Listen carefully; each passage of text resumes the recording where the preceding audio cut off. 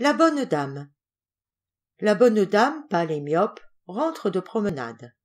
En glissant la clef dans la serrure de sa porte et tournant la tête comme pour dire le bonsoir au ciel qui emplit le bout de la rue, elle aperçoit, couché à terre, un homme immobile. Un homme, les membres jetés de çà, de là, allongé contre la maison voisine. « Ah, mon Dieu !» s'écrie la bonne dame. « Un malade, sans doute !» Son sang ne fait qu'un tour. Elle se précipite dans sa maison, et la voici déjà revenue de sa chambre à coucher, un flacon d'eau de Cologne à la main, près du corps étendu. C'est un grand diable sale, les yeux fermés, la bouche ouverte. Il ne bouge plus. Est-il mort? Elle avance sa douce main aux petits doigts relevés, précieuse, comme si elle allait soulever une dentelle de gaze. Mais elle n'ose y toucher. Elle crie. Des habitations contiguës, les voisines sont accourues. Quoi?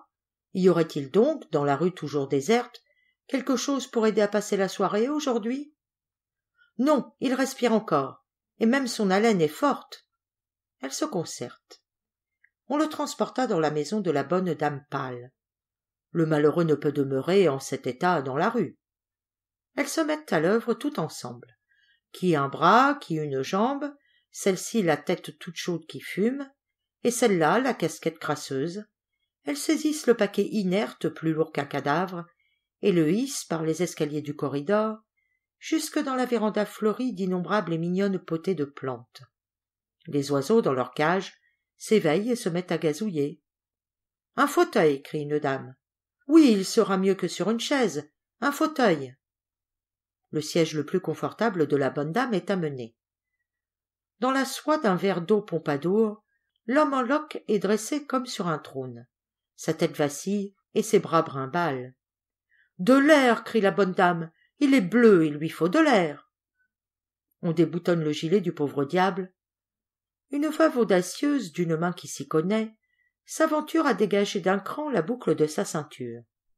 Elle fait un clin d'œil, on ne sait pourquoi, et chacun admire son savoir-faire. L'eau de Cologne, sur le front qu'emperle la sueur, ruisselle et s'évapore en buée. L'homme brûle. Sa poitrine monte et descend avec un bruit de soufflet de forge. Quand tout à coup, il s'éveille.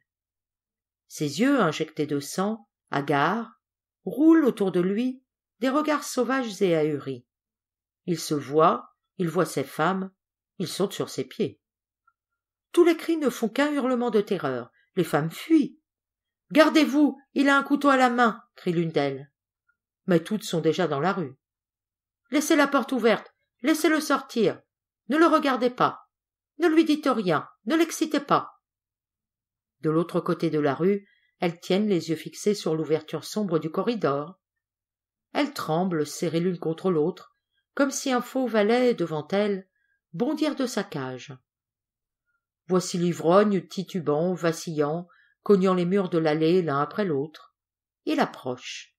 On entend ses souliers ferrés racler les dalles. Il tombe debout les 3 marches de l'escalier et tourne sur lui-même comme un taureau sorti de l'étable qui mugit avant de s'élancer. « Ah, Seigneur !» crient les bonnes âmes. « Que va-t-il faire ?» Mais un mouvement de chute l'entraîne d'un côté.